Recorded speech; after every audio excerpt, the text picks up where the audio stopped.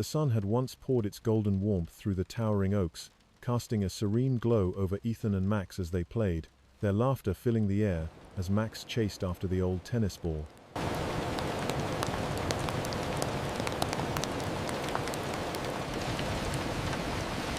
But now, those moments felt like a distant memory, swallowed by the crushing silence that surrounded Ethan, his world now filled with only the ticking of an agonizing clock. Days stretched into endless nights of pouring rain. The warmth of their shared life was gone, washed away by the harsh, unforgiving cold. Max, now lost in the shadows of the city, shivered beneath a broken fire escape. His golden fur, once a symbol of warmth and joy, was matted and soaked in the filth of forgotten streets. Max wasn't just hungry, he was lost, searching for the one person who could make him whole again. His amber eyes, full of desperation, pleaded with the darkness, yearning for the warmth of home, but it was nowhere to be found. Meanwhile, Ethan sat motionless in his empty home, his eyes fixed on a forgotten squeaky toy. The soft hum of the heater only reminded him of the bitter reality that Max was out there, freezing, alone. The guilt weighed on him, a suffocating force that crushed his chest every time he tried to escape into the comforts of his life. Ethan's worn jacket and the smell of stale coffee were the only traces left of their once shared moments. The days bled into one another, and every step he took felt heavier. Max's absence was a hole in his soul, one that couldn't be filled by anything. He walked through the city, the flyers of his missing dog fluttering in his hand, only to find the reality that no one had seen him. And there was Max, wandering aimlessly, unaware of the cries and pleas of the man who loved him, only to face the cruelty of the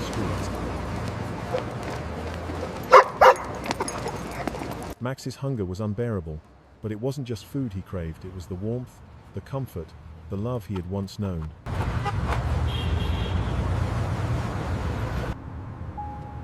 Weeks went by, and Ethan's spirit began to break. He found himself at a police station, the fluorescent lights harsh and cold. His voice cracked as he showed officers the photo of Max. The officer's sigh was the sound of finality, the unspoken words that there was nothing more they could do. Ethan slumped into the chair, the tears he had held back finally beginning to fall. That's his red collar right there. He means everything to me, officer. Please, you have to help me find him. I understand. We're gonna do everything we can. This is Buster. He's been missing since yesterday. Please, if you hear anything. I understand. We'll keep an eye out, I promise.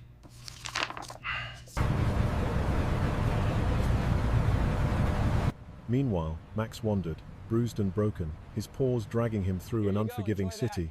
In the midst of his exhaustion, he caught a faint scent, one that brought him back to memories of better days, of warmth and laughter. It was the scent of home.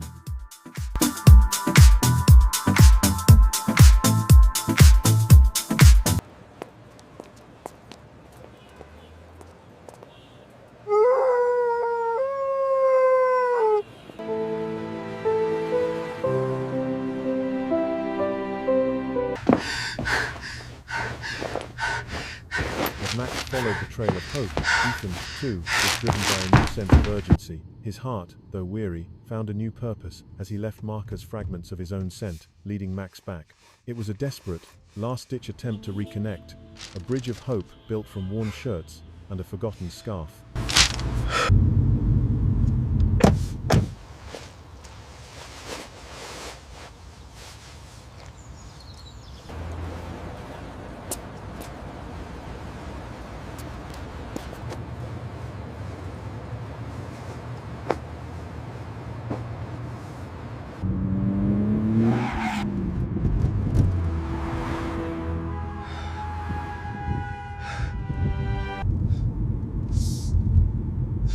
The day finally came when their paths converged.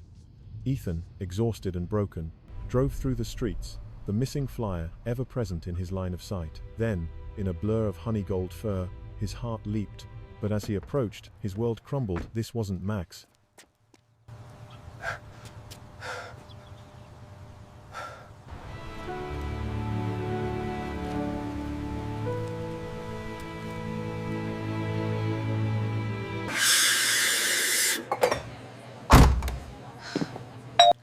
Max, too, had his own moment of realization. The cold city was no longer his home. The echoes of his past had faded, and as he limped across a familiar bridge, he spotted a figure in the distance, a woman, kind and warm, offering him a bowl of water. A small, fragile moment of kindness in a world that had been cruel.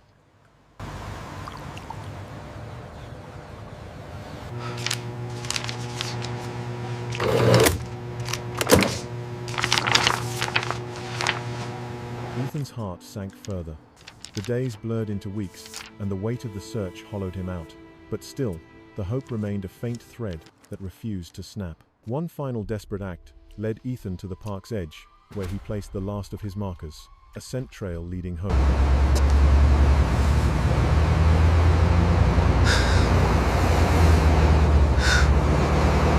This performance review is unacceptable. If you can't handle the workload, we need to make changes immediately.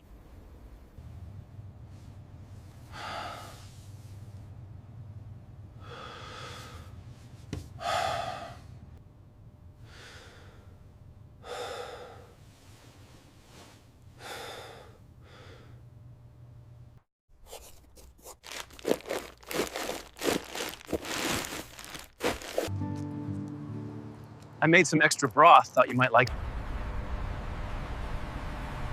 Max, now nearly broken by hunger and exhaustion, followed the trail, the scent of safety urging him forward. The final markers, the shirt, the scarf, led him home. The reunion was so much more than a moment of joy. It was the culmination of a journey of pain, separation, and the hope that never faded.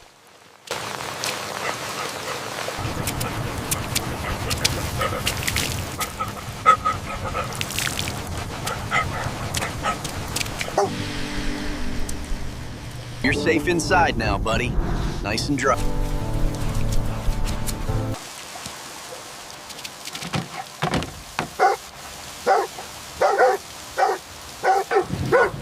Max burst through the door, and Ethan, frozen in disbelief, collapsed to the floor, pulling his dog into his arms.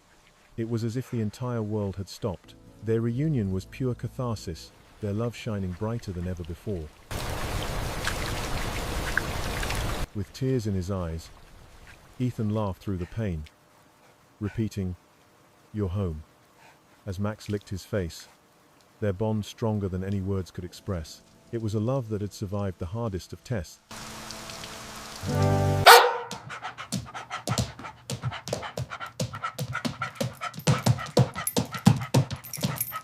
Later, as they sat together, Ethan finally deleted the haunting missing wallpaper from his phone, replacing it with a photo of Max sleeping peacefully by his side. The weight of guilt finally lifted, replaced by a sense of peace. The nightmare had ended. Their home was whole again.